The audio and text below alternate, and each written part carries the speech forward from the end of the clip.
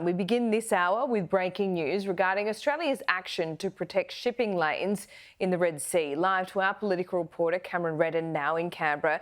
Cam, we know the extent of Australia's contribution now, don't we?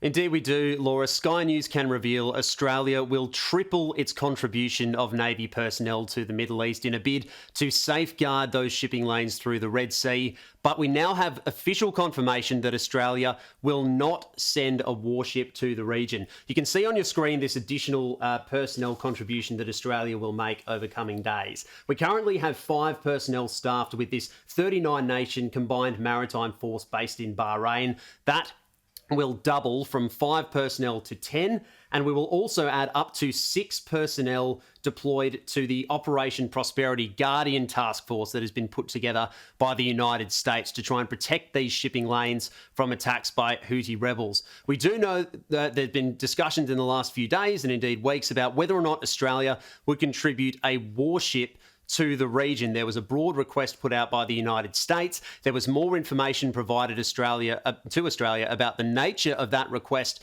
at a major meeting of Defence Chiefs overnight. That has now been considered. And in the last few moments, the Defence Minister, speaking to our Chief News anchor, Kieran Gilbert, has confirmed to Sky News that Australia will not be sending a warship. We won't be sending a ship or a plane.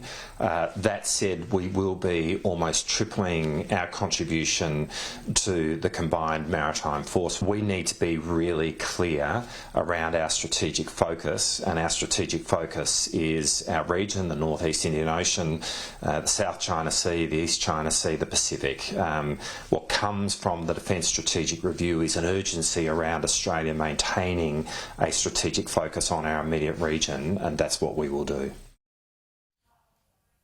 So about 2/3 of Australia's trade travels through the South China Sea, and it was a key feature of the Defence Strategic Review, as the Defence Minister mentioned there earlier this year, that should remain Australia's maritime priority. We can show you a bit more about this 10-nation task force being put together by the United States. 10 countries, including close allies, both the AUKUS partners, the US and UK, Italy, France, Bahrain, Canada, even the Seychelles involved in this as well. Some of those will be contributing maritime assets, including ships, but Australia will not. That is the confirmation we have today. The opposition has been quite critical of this, saying that Australia's handling of this issue has created a perception that perhaps Australia is insecure or even unable to take a greater role in these sorts of maritime pressures. Here is the Shadow Foreign Minister Simon Birmingham making that point earlier today. The Albanese government should be looking more favourably upon this request. The Albanese government's actions to date are exposing Australia to perceptions of indecisiveness and or inability in our national security. So that full interview with the Defence Minister, Richard Marles, coming up on Afternoon Agenda with Kieran Gilbert, Laura. But just to repeat that breaking news, we now know the nature of Australia's contribution to efforts to secure shipping lanes in the Red Sea. Up to 16 total personnel will be sent there, a doubling of our contribution to the Combined Maritime Task Force, but no warship at this stage. And Cam, thank you.